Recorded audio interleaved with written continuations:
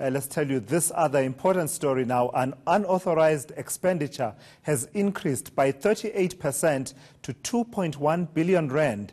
That's according to the Auditor-General Kimi Makwetu. He's released his report on the performance of state-owned enterprises as well as provincial and national departments.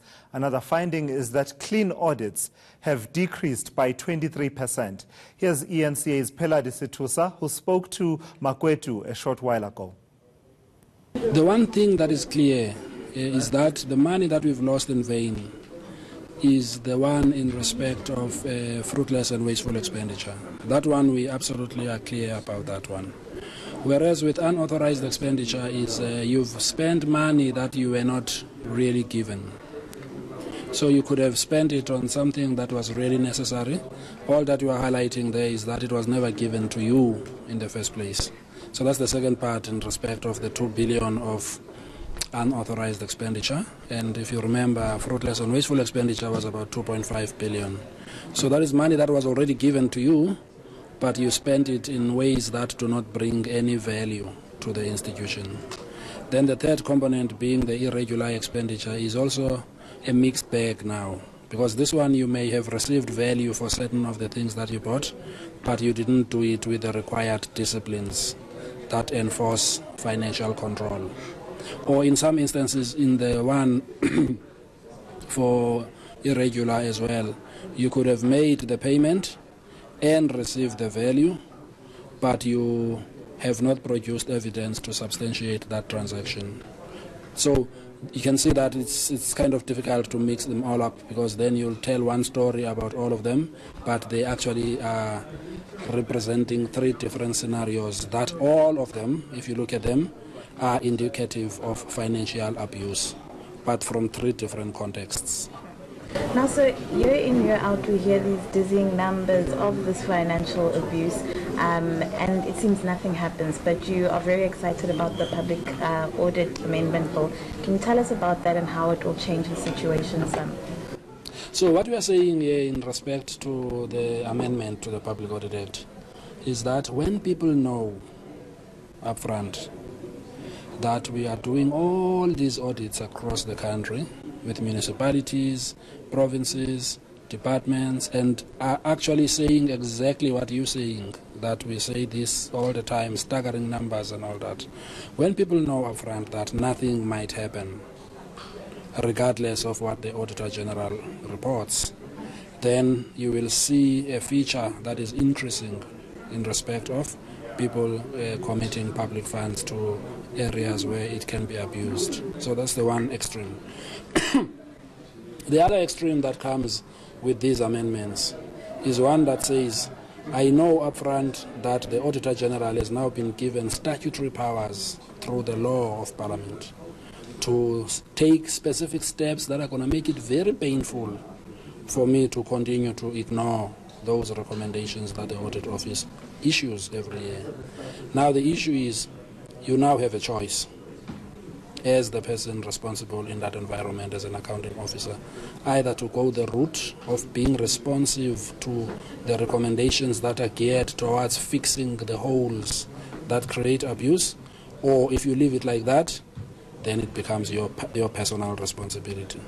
So I think the introduction of these powers then is to say, if I know upfront that I might confront a bill at the end of the audit, to protect myself from that eventuality, which might come at great cost, let me rather do well in advance and forget the fact that an audit is just a mere exercise at establishing compliance, but take it seriously as a routine that is about trying to improve the management of finances in the state. And I think if we restore that culture, it's already a culture that's there in countries elsewhere. The likes of Singapore and many other countries have got routine disciplines like these, where they don't have to worry about what happened to our money after we paid taxes. We know that we've got institutions that have got the level of rigor and power to enforce the rules that have been set already in the financial management system. And I think that makes for very possible successes, I think, in handling state funds. We think that it might change the picture, but it's not just us, the auditors alone. We need to also enlist the support and the responsiveness of those that are charged with oversight, because some of these reports and these financial statements normally get presented to members of audit committees who need to do the right stuff themselves, so that by the time it gets to an audit, they've cleared all those deficiencies. So we are excited at the fact that it makes for a possibility to improve the overall financial management governance. It will take time for some areas. Others are already there, if you look at the number of entities that are still achieving clean audits, but we need more because of the spread of resources across a number of areas. Sure. Now, so you highlighted some departments, some provincial departments, that say they won't be able to render services if they don't get financial assistance.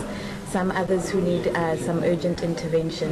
Is a financial injection that urgent intervention, or is a lot more needed to get those departments functional? Well, I think for us, I mean, the way we look at it, we're not even saying that they must be given the additional finances. All we are saying is that their financial management is so broken that because of the lack of the controls that are required, they could be paying already for things that they shouldn't be paying for.